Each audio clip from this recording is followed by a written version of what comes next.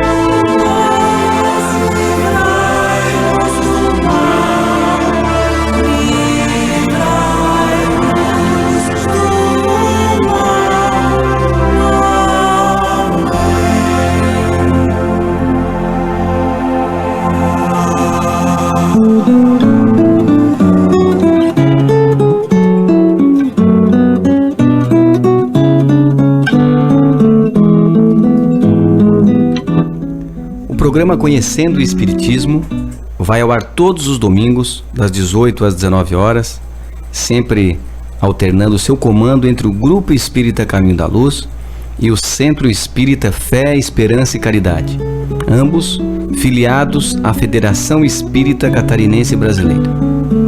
O programa de hoje está a cargo do Grupo Espírita A Caminho da Luz. 7 minutos com Emmanuel. Episódio 62. Carta de Tiago, capítulo 1, versículo 25. Comentário do livro Fonte Viva, capítulo 8, intitulado Obreiros Atentos. Mas aquele que considera atentamente a lei perfeita de liberdade e nela persevera, não sendo ouvinte esquecido, antes praticando o que ela ordena, esse é bem-aventurado no que faz. Tiago, capítulo 1, versículo 25. Comenta o benfeitor.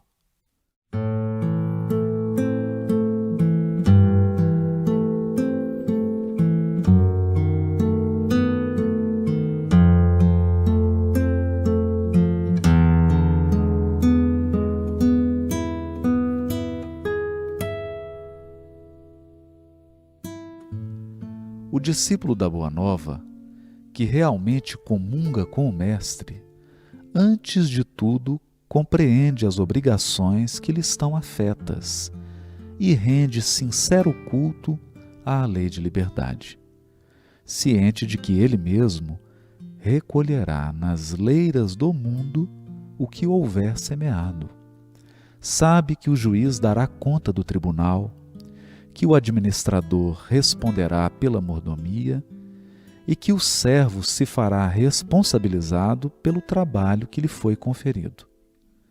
E, respeitando cada tarefeiro do progresso e da ordem, da luz e do bem, no lugar que lhe é próprio, persevera no aproveitamento das possibilidades que recebeu da providência divina, atencioso para com as lições da verdade e aplicado às boas obras de que se sente encarregado pelos poderes superiores da terra.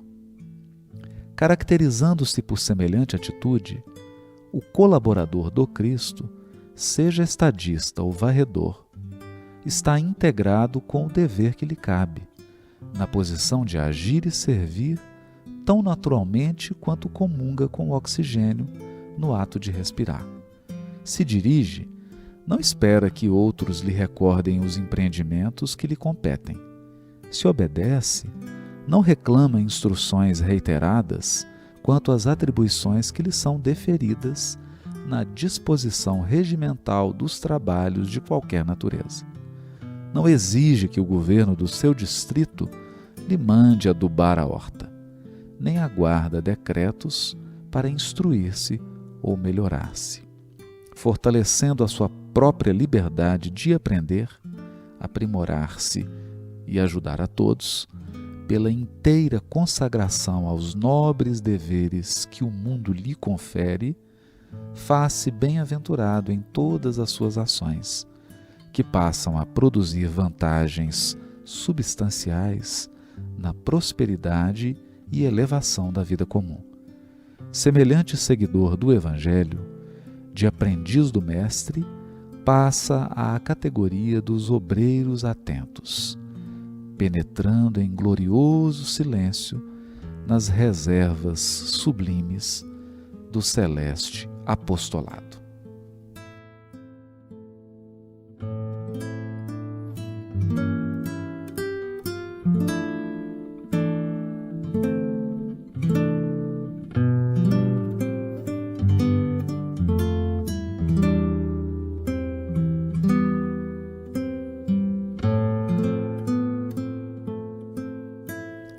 Emmanuel define o dever como sendo a submissão que nos cabe a certos princípios estabelecidos como leis pela sabedoria divina, para o desenvolvimento de nossas faculdades. A faixa de ação no bem que o Supremo Senhor nos traça a responsabilidade para a sustentação da ordem e da evolução em sua obra divina, no encalço de nosso próprio aperfeiçoamento. O tarefeiro do progresso e da ordem, da luz e do bem, na qualidade de colaborador do Cristo, está integrado ao dever que lhe cabe, no lugar que lhe é próprio, aproveitando as possibilidades que recebeu da providência divina e atento às lições que somente serão assimiladas no desempenho dos seus compromissos. Fugindo ao dever, precipitamo-nos no sentimento de culpa e criamos perturbações na linha de atividades que o Senhor nos confia. E não apenas desconjuntamos a peça de nossa existência, como também colocamos em desordem muitas existências alheias, desajustando outras muitas peças na máquina do destino. Desse modo, quem deseja a liberdade precisa obedecer aos desígnios supremos. Para trabalhar com êxito, é necessário obedecer à lei. Nas sombras do eu, a liberdade do faço o que quero frequentemente cria a desordem e favorece a loucura. Na luz do Cristo, a liberdade do devo servir gera o progresso e a sublimação.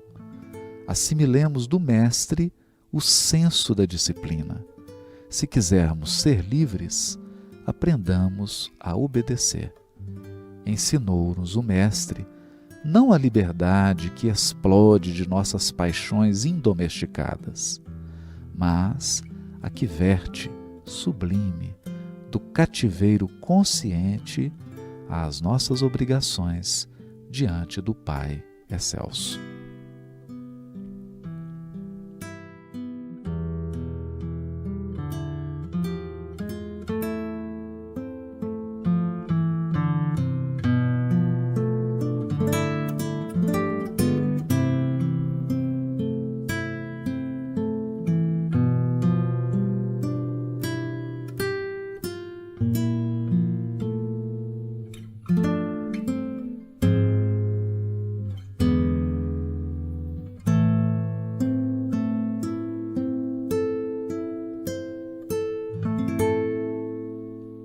Parte terceira.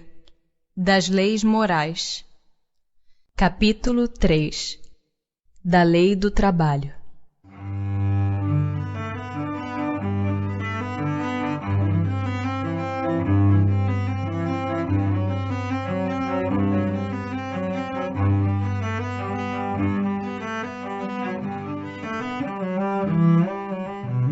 Necessidade do trabalho. A necessidade do trabalho é lei da natureza? O trabalho é lei da natureza, por isso mesmo que constitui uma necessidade. E a civilização obriga o homem a trabalhar mais, porque ele aumenta as necessidades e os gozos. Por trabalho só se deve entender as ocupações materiais? Não. O espírito trabalha, assim como o corpo. Toda ocupação útil é trabalho. Por que o trabalho se impõe ao homem? Por ser uma consequência da sua natureza corpórea. É expiação e ao mesmo tempo meio de aperfeiçoamento da sua inteligência. Sem o trabalho, o homem permaneceria sempre na infância quanto à inteligência. Por isso é que seu alimento, sua segurança e seu bem-estar dependem do seu trabalho e da sua atividade. Ao extremamente fraco de corpo, outorgou Deus a inteligência em compensação. Mas é sempre um trabalho. Por que provê a natureza por si mesma a todas as necessidades dos animais? Tudo em a natureza trabalha. Como vós trabalham os animais. Mas o trabalho deles, de acordo com a inteligência de que dispõem, se limita a cuidarem da própria conservação. Daí vem que do trabalho não lhes resulta progresso, ao passo que o do homem visa duplo fim: a conservação do corpo e o desenvolvimento da faculdade de pensar, o que também é uma necessidade e o eleva acima de si mesmo. Quando digo que o trabalho dos animais se objetiva no cuidarem da própria conservação, refiro-me ao objetivo com que trabalham.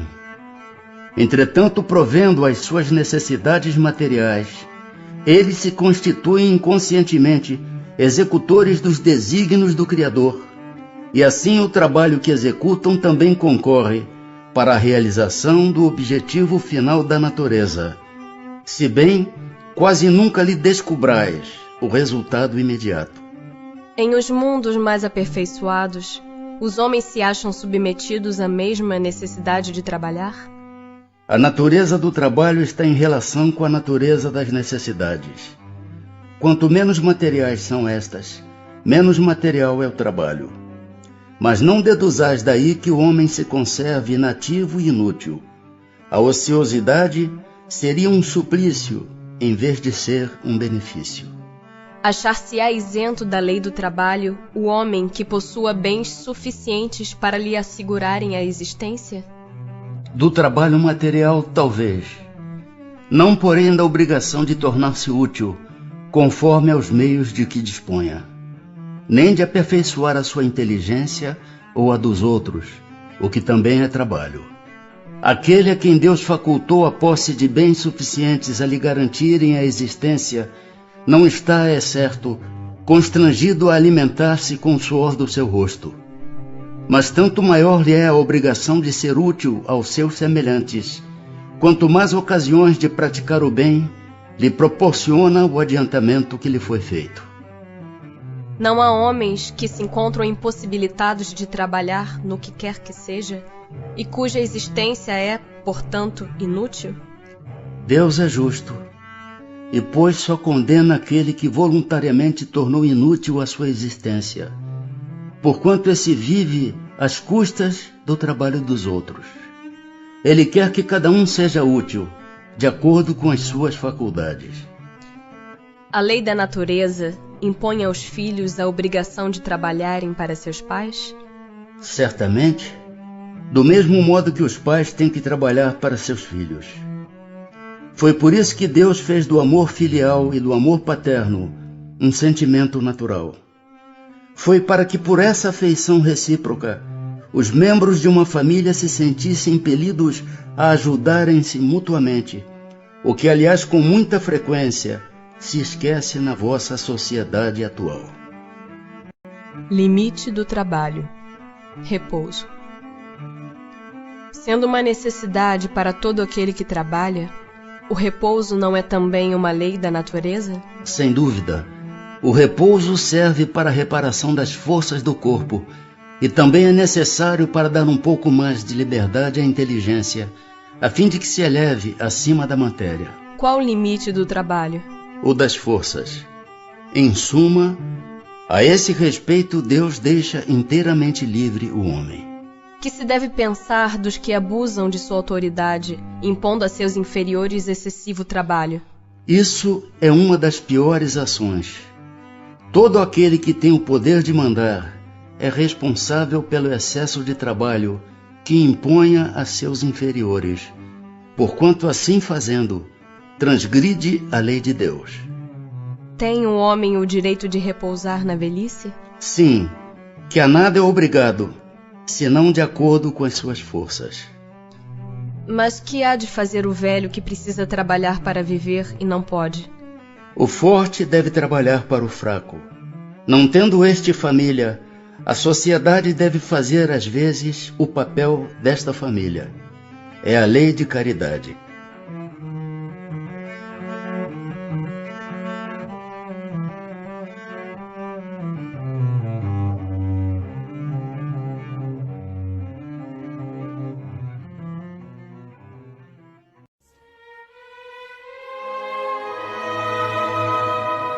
A importância de um dia.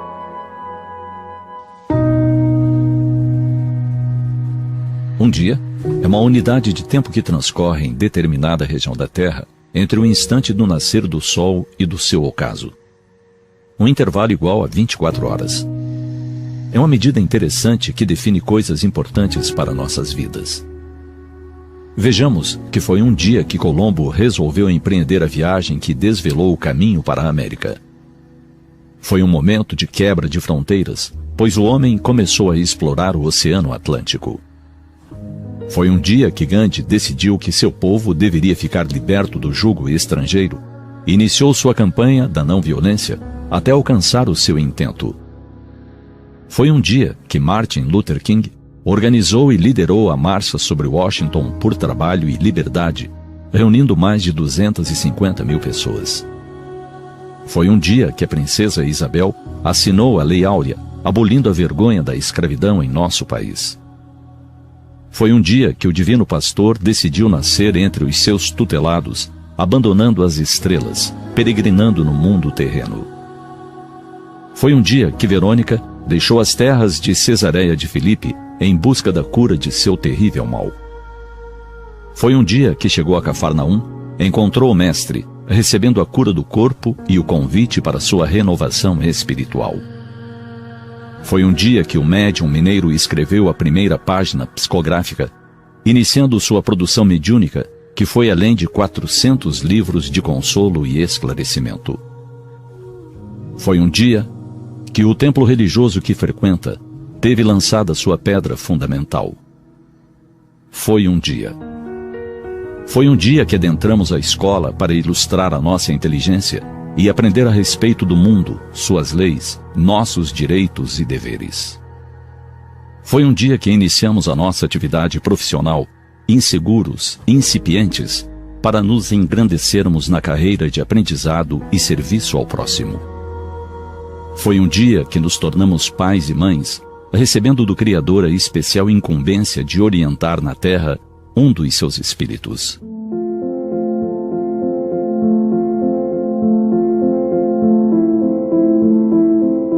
Neste planeta, tudo é assim. Começa um dia. Um dia plantamos, no outro regamos, adubamos, aguardamos a floração. Colhemos os frutos.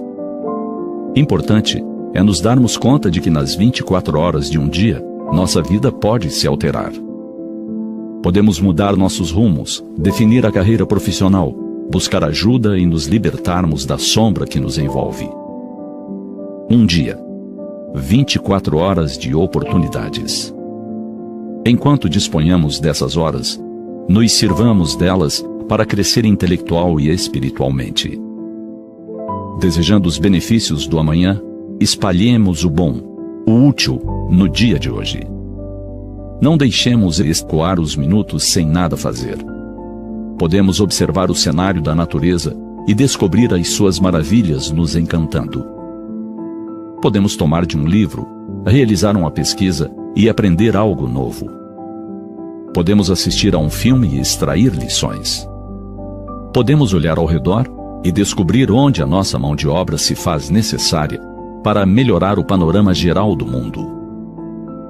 Um dia. Que não percamos o dia de hoje com sua riqueza de segundos, minutos, horas. Porque exatamente como as águas do rio que se vão, o dia de hoje jamais retornará.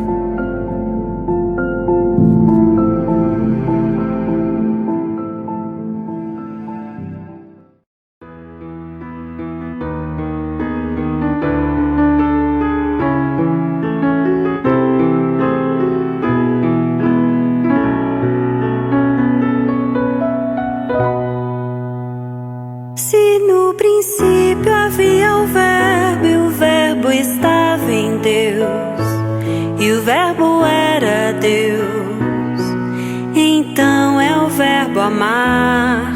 Provado está que Deus amou. Antes de criar, provado está que Deus amou.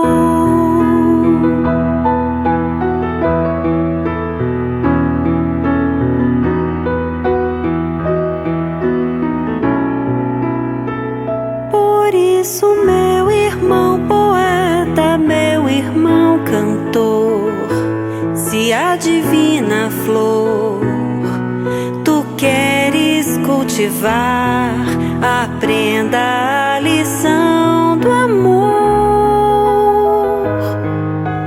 Antes de criar, aprenda a lição do amor.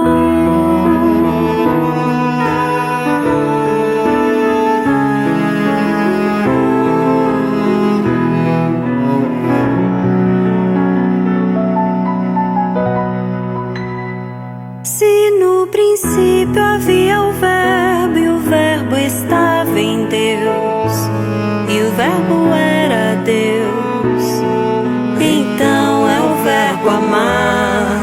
Provado está que Deus amou. Antes de criar, provado está que Deus amou.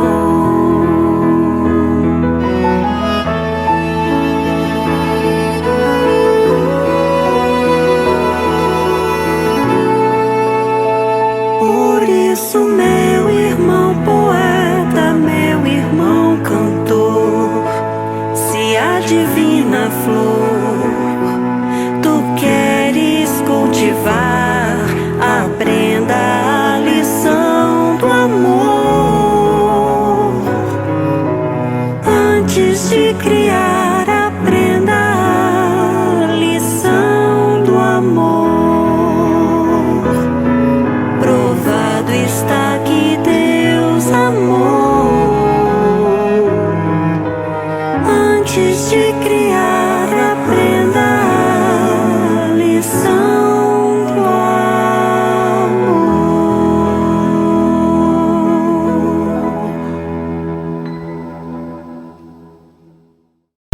Na 98 FM, programa Conhecendo o Espiritismo. Trabalhadores da última hora. O reino dos céus é semelhante a um homem, pai de família, que ao romper da manhã saiu a assalariar trabalhadores para a sua vinha. E feito com os trabalhadores o ajuste de um dinheiro por dia, mandou-os para a sua vinha. E tendo saído junto da terceira hora, viu estarem outros na praça ociosos. E disse-lhes: Ide vós também para a minha vinha, e dar-vos-ei o que for justo. E eles foram. Saiu, porém, outra vez junto da hora sexta, e junto da hora nona, e fez o mesmo. E junto da 11ª hora tornou a sair, e achou outros que lá estavam, e disse: Por que estáis vós aqui todo o dia ociosos? Responderam-lhe eles: Porque ninguém nos assalariou. Ele lhes disse: Ide vós também para a minha vinha. Porém, lá no fim da tarde, disse o senhor da vinha ao seu mordomo: Chama os trabalhadores e paga-lhes o jornal, começando pelos últimos e acabando nos primeiros. Tendo chegado, pois, os que foram junto da hora 11ª, recebeu cada um seu dinheiro. E chegando também os que tinham ido primeiro, julgaram que haviam de receber mais. Porém, também estes não receberam mais do que um dinheiro cada um. E ao recebê-lo, murmuravam contra o pai de família, dizendo: Estes que vieram por último não trabalharam senão 1 hora. E tu o igualaste conosco, que aturamos o peso do dia e da calma. Porém ele, respondendo a um deles, lhe disse: Amigo, eu não te faço agravo. Não convieste tu comigo num dinheiro?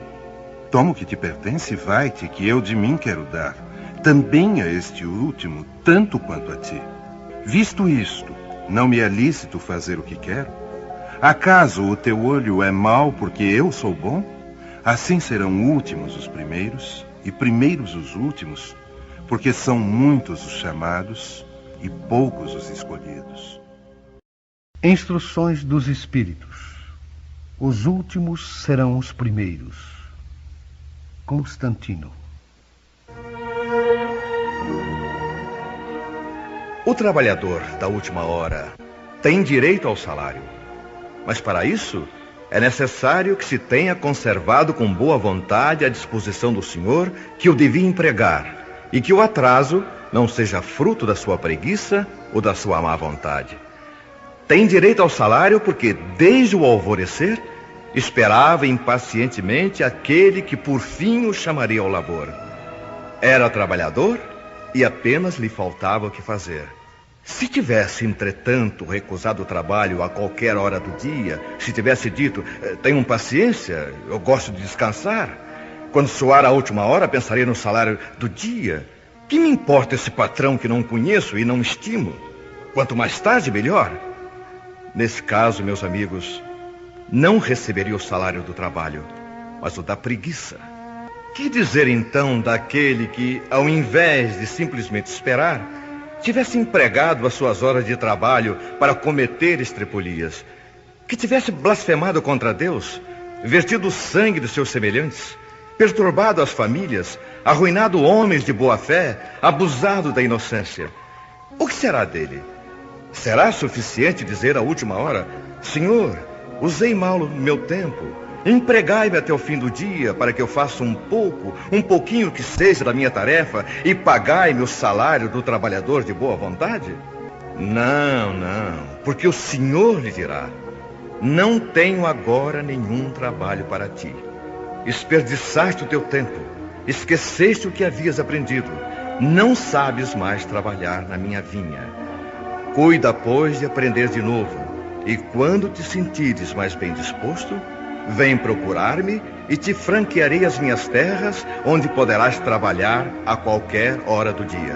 Bons espíritas, meus bem-amados, todos vós sois trabalhadores da última hora.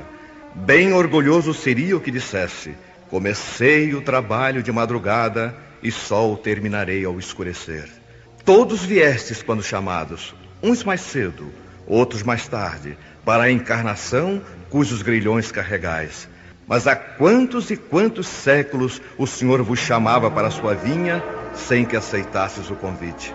Eis chegado agora o momento de receber o salário. Empregai bem esta hora que vos resta. Não vos esqueçais de que a vossa existência, por mais longa que vos pareça, não é mais do que um momento muito breve na imensidade dos tempos que constituem para vós a eternidade. Henri Heine, Paris, 1863. Jesus amava a simplicidade dos símbolos. Na sua vigorosa expressão, os trabalhadores da primeira hora são os profetas, Moisés e todos os iniciadores que marcaram as diversas etapas do progresso, continuadas através dos séculos pelos apóstolos, os mártires, os pais da igreja, os sábios, os filósofos e, por fim, os espíritas. Estes, que vieram por último, foram, entretanto, anunciados e preditos desde o advento do Messias. Receberão, pois, a mesma recompensa. Que digo, receberão uma recompensa maior. Últimos a chegar, os espíritas aproveitam o trabalho intelectual dos seus antecessores, porque o homem deve herdar do homem, e porque os trabalhos e seus resultados são coletivos. Deus abençoa a solidariedade. Muitos dos antigos revivem hoje, ou reviverão amanhã, para acabar a obra que haviam começado.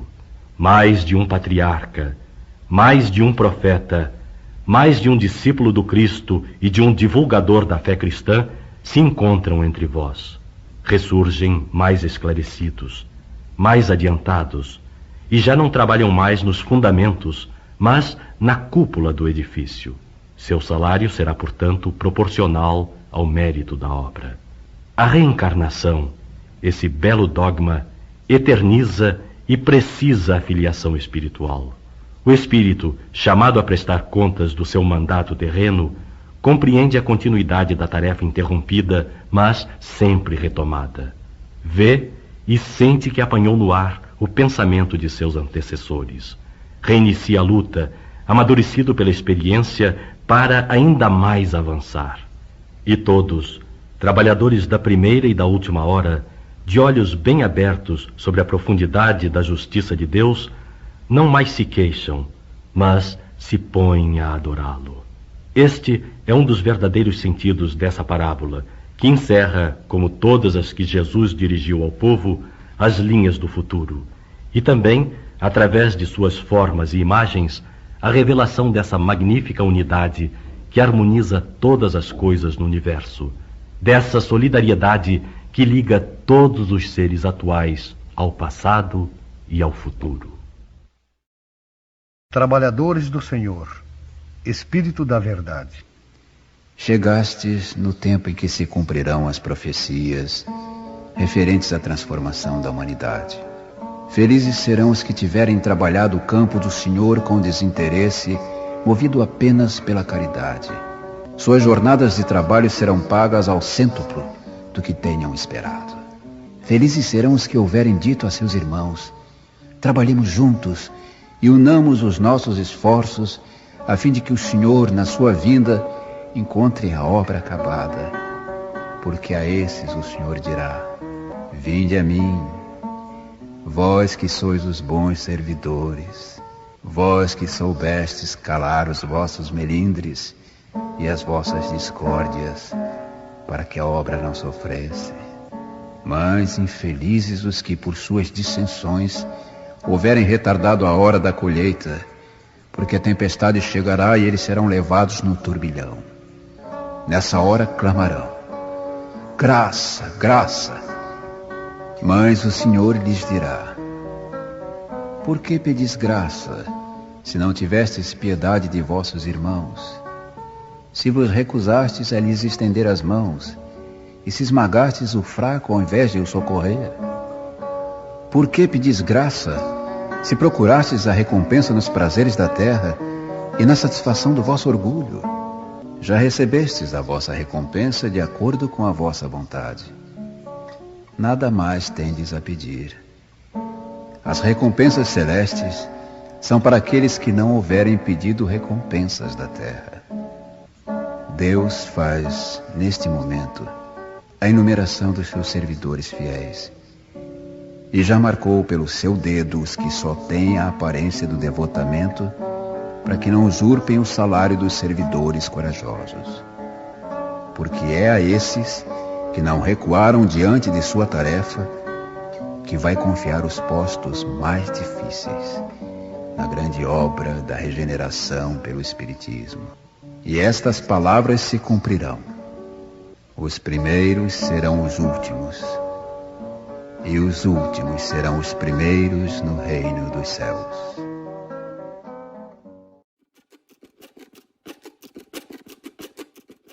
Uma grande questão quando se fala de felicidade é a questão do sucesso. Todos nós queremos ter sucesso. Está errado ter sucesso? Claro que não. Sucesso é bacana, é super jóia. Agora, a grande discussão é o que é sucesso, né? O que é sucesso para você? O que é sucesso para mim? É a mesma coisa? O que é sucesso para o outro? Pode ser algo diferente, né? Deixando de lado o que é sucesso, imaginando que cada um de nós saiba o que é sucesso, a questão que vem é o seguinte: felicidade traz sucesso ou sucesso traz felicidade? A gente acha que o sucesso traz a felicidade. As pessoas querem ser famosas. Todo mundo quer estar no Big Brother.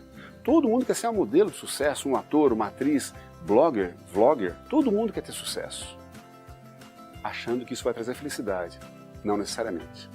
Tem uma pesquisadora americana, acho que ela é europeia na verdade, mas ela é uma professora da Universidade da Califórnia, tem uma frase espetacular que diz o seguinte: não é o sucesso que traz a felicidade, é a felicidade que traz o sucesso. Sendo feliz, o sucesso está garantido.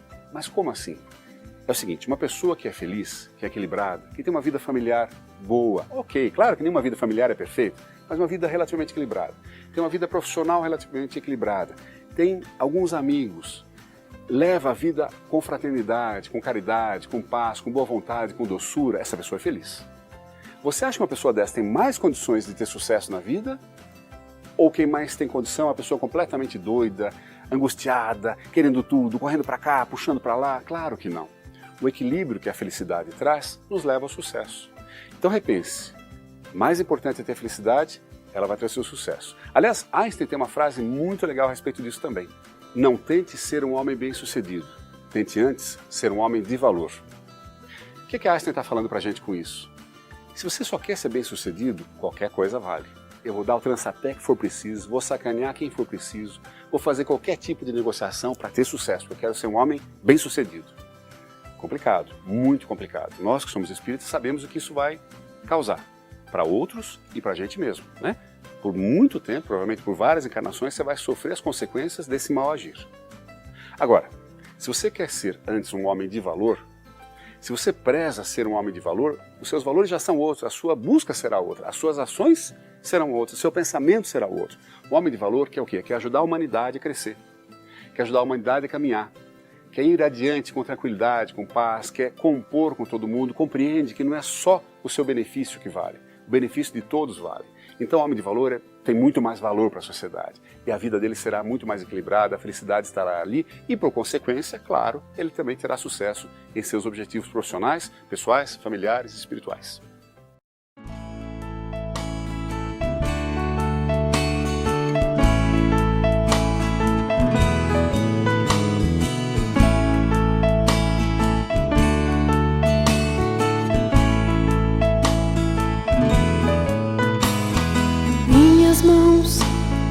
Partes do meu corpo, instrumentos do meu querer. Com meu pensamento educado no bem, cumprindo o meu dever. São terminais de energia, pontos de luz que radiam a alegria de viver. Vamos unir nossas mãos e servir, entrelaçadas no mesmo ideal. Veremos uma só mão, retrato do amor fraternal.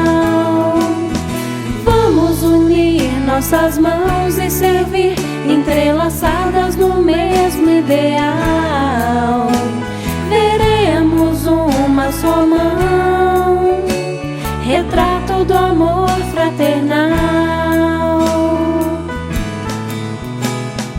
Minhas mãos, partes do meu corpo, instrumentos do meu querer. Com meu pensamento educado no bem, cumprindo o meu dever. São terminais de energia, pontos de luz que radiam a alegria de viver. Vamos unir nossas mãos e servir, entrelaçadas no mesmo ideal. Veremos uma só mão, retrato do amor fraternal. Vamos unir nossas mãos e servir, entrelaçadas no mesmo ideal. Veremos uma só mão, retrato do amor fraternal.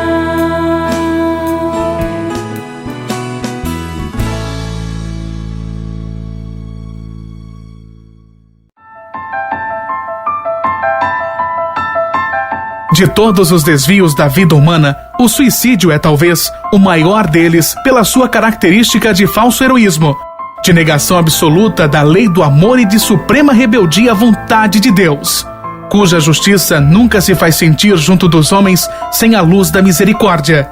Emmanuel, o Consolador, psicografia de Francisco Xavier.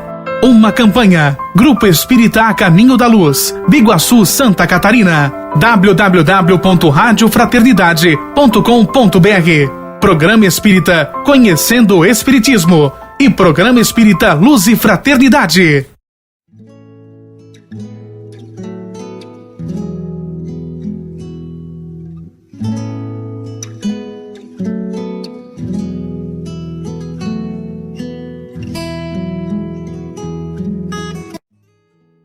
A parábola dos trabalhadores da vinha, que se encontra no capítulo 20 do Evangelho de Mateus, versículo 1 ao versículo 16.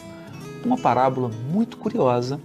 No episódio de hoje nós vamos centrar a nossa atenção sobre o tipo de cultivo, uma vinha. É preciso salientar que na época de Jesus, 3 componentes eram essenciais à mesa de qualquer camponês: o trigo, que gerava o pão, o peixe, que era a fonte de proteína, aquele alimento animal mais barato, porque o rebanho só era sacrificado em ocasiões mais especiais, sobretudo nas famílias pobres, e o vinho, que representava também uma fonte, uma bebida muito importante que estava presente na mesa de todos. A vinha, então, representa aquela cultura essencial da sociedade, mas traz também alguns ecos da literatura do Velho Testamento. Também no Velho Testamento, Deus é comparado ao Senhor de uma grande vinha. E o trabalho realizado pela providência divina nos corações e no mundo é comparado ao trabalho que é feito na vinha.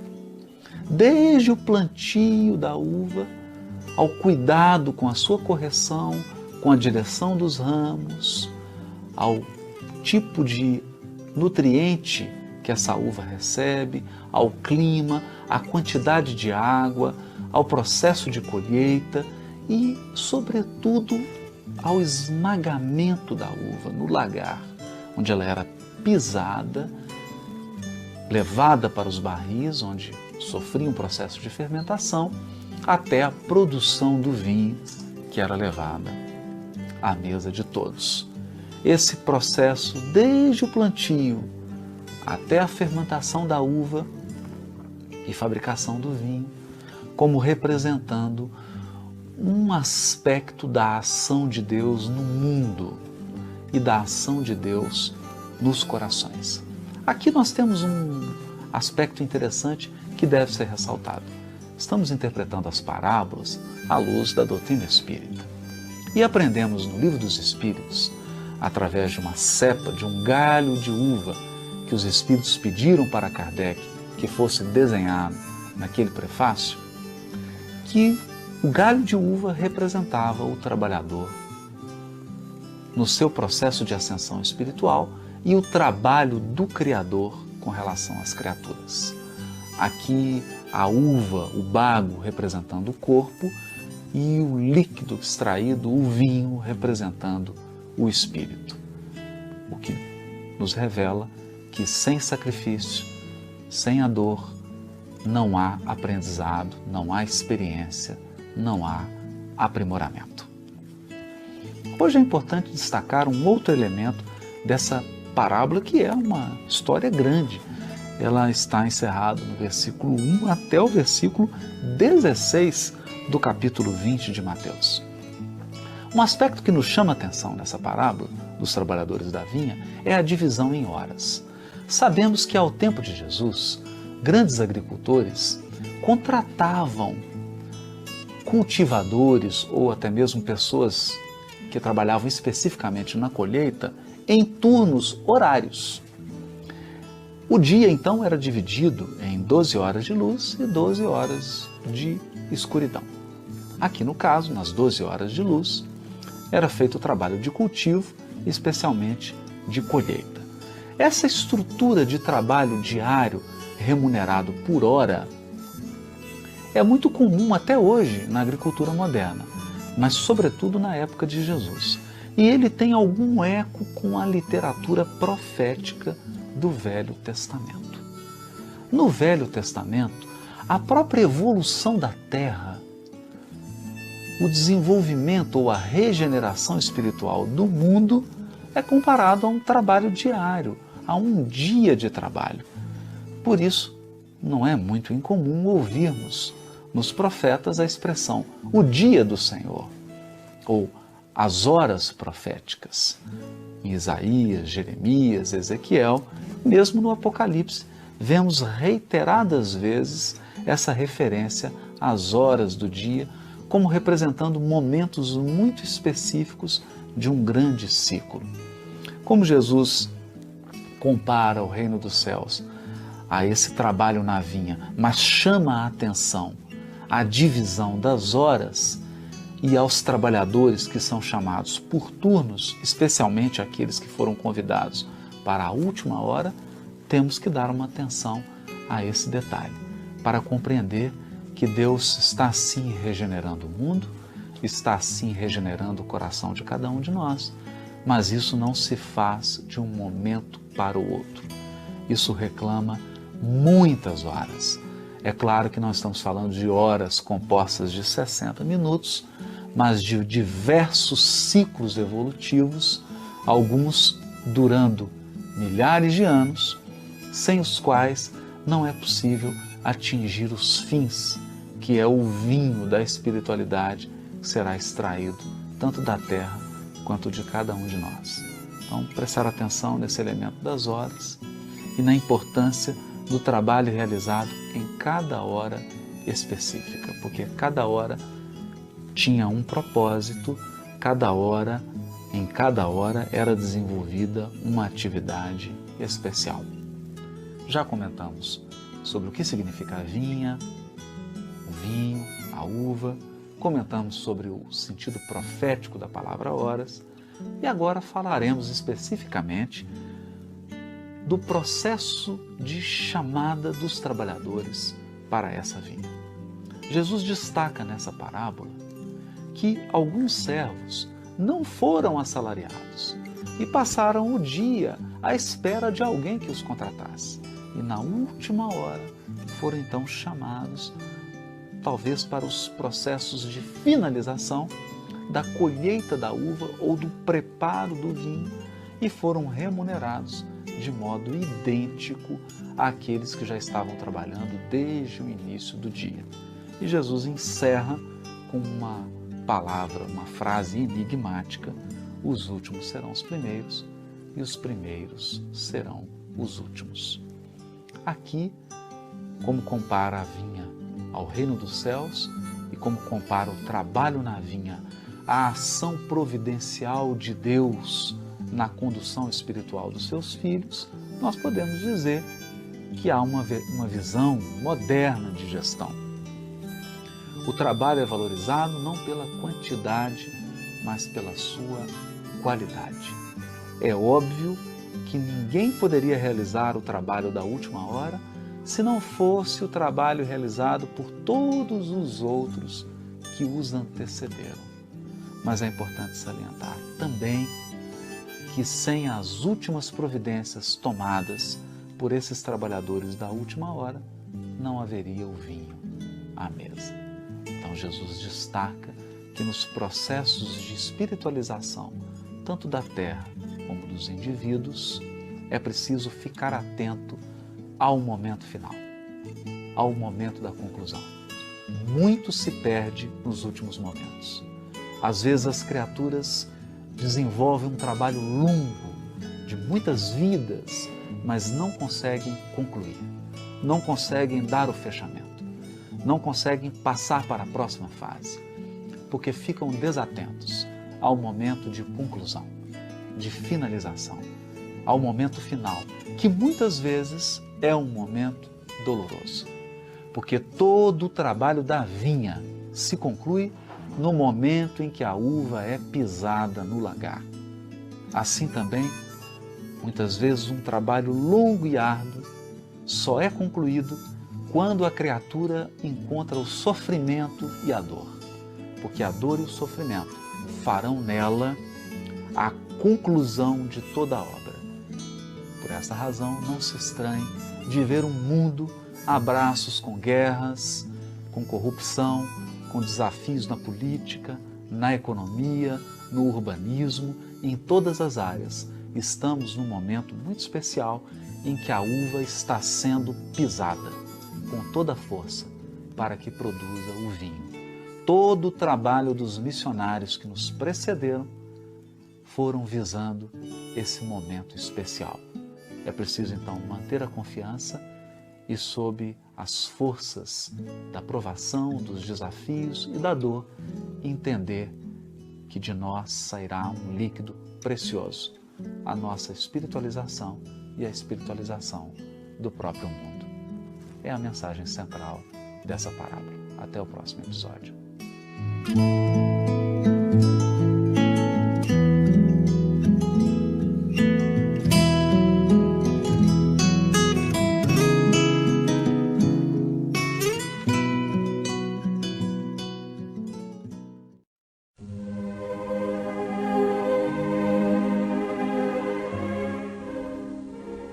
A dor é uma bênção que Deus envia aos seus eleitos. Não vos aflijais, portanto, quando sofrerdes, mas pelo contrário, bendizei a Deus Todo-Poderoso que vos marcou com a dor neste mundo para a glória no céu. Sede pacientes, pois a paciência é também caridade, e deveis praticar a lei de caridade ensinada pelo Cristo, enviado de Deus. A caridade que consiste em dar esmolas aos pobres é a mais fácil de todas. Mas há uma bem mais penosa e, consequentemente, bem mais meritória, que é a de perdoar os que Deus colocou em nosso caminho para serem os instrumentos de nossos sofrimentos e submeterem à prova a nossa paciência. A vida é difícil, bem sei, constituindo-se de 1000 bagatelas que são como alfinetadas e acabam por nos ferir. Mas é necessário olhar para os deveres que nos são impostos e para as consolações e compensações que obtemos, pois então veremos que as bênçãos são mais numerosas que as dores. O fardo parece mais leve quando olhamos para o alto do que quando curvamos a fronte para a terra. Coragem, amigos. O Cristo é o vosso modelo.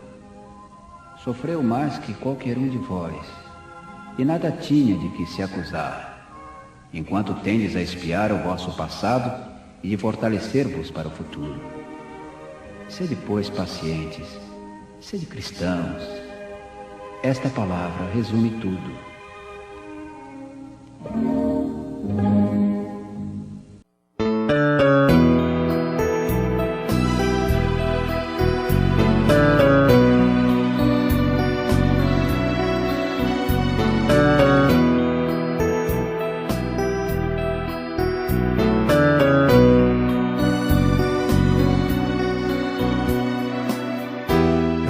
Cansado eu mudei, eu não sabia.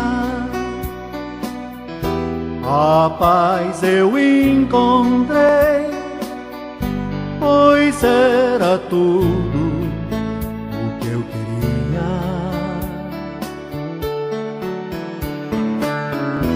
A força desse amor não conhecia. Agora eu já sei viver a vida com alegria.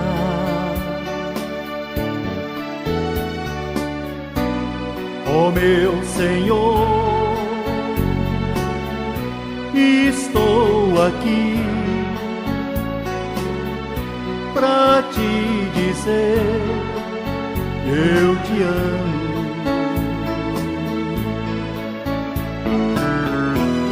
Tu és o abrigo e a luz no meu caminho. Por isso, meu Jesus, já não me sinto tão sozinho. Ó meu Senhor, estou aqui pra te dizer eu te amo.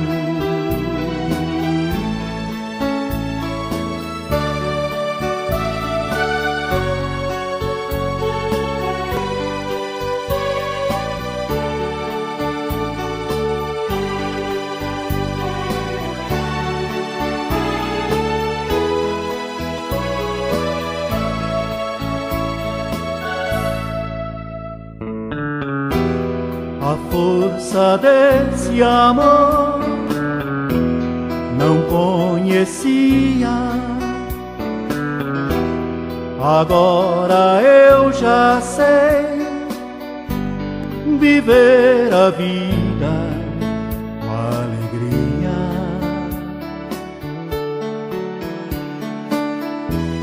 Tu és o abrigo e a luz no meu caminho. Por isso, meu Jesus, já não me sinto tão sozinho.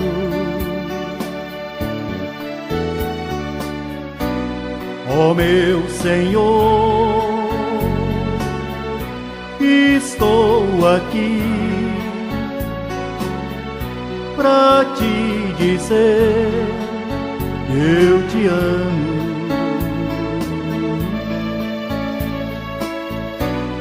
Ó meu Senhor, estou aqui